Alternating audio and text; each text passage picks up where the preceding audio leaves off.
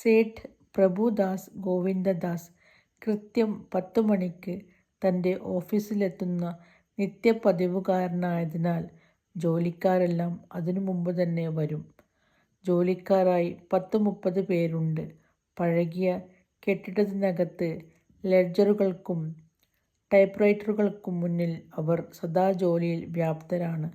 സോക്സില്ലാതെ ഷൂസിട്ടുള്ള സേഠ്ജിയുടെ നടത്തത്തിൻ്റെ താളം ഏവർക്കും സുപരിചിതമാണ്.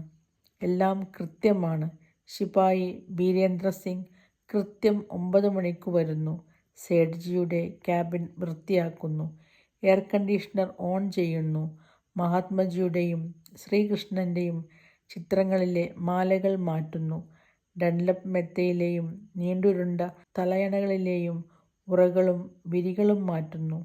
മൂലയിലെ സേഫിലും ചിത്രങ്ങളിലും ചന്ദനത്തിരി കൊളുത്തുന്നു. ചെറിയ മേശപ്പുറത്തെ പുസ്തകങ്ങൾ അടുക്കിവെക്കുന്നു. കറുത്ത അംബാസഡർ കാറിൻ്റെ വരവ് കാത്തു നിൽക്കുന്നു. ഇടയിൽ ഫോൺ ശബ്ദിച്ചാൽ സേഠ്ജി വന്നില്ല മാസ്റ്റർ എന്ന് മറുപടി പറയുന്നു. ബീരേന്ദ്ര സിംഗിന് സേഠ്ജി മാത്രമാണ് സാഹേബ്. ബാക്കിയുള്ളവരെല്ലാം മാസ്റ്റർമാർ മാത്രം. കപ്പടാമീശയും മുൻകഷണ്ടിയും കുടവയറും വീതിയേറിയ ബെൽറ്റും കാക്കി യൂണിഫോമുമായി ബീരേന്ദ്ര സിംഗും തൂവെള്ള ഷർട്ടും താറുടുത്ത മുണ്ടുമായി ഉയരം കുറഞ്ഞ മെലിഞ്ഞ സേഠ്ജിയും നടന്നു കയറിയാൽ ഓഫീസിൽ ഒരു ദിവസം തുടങ്ങുകയായി. സേഠ്ജി ആദ്യം ചെയ്യുക ശ്രീകൃഷ്ണ ഭഗവാനെയും മഹാത്മജിയെയും തൊഴുകയാണ്. പിന്നെ ഡൺലപ്പ് കിടക്ക വിരിച്ച തറയിൽ തടിയൻ തലയണ ചാരി ചമ്രം പണിഞ്ഞ് ഇരിക്കുന്നു. കറുത്ത കണ്ണടക്കൂടിൽ നിന്ന് തടിച്ച ഫ്രെയിമുള്ള കണ്ണടയെടുത്ത് മൂക്കിന്മേൽ വയ്ക്കുന്നു.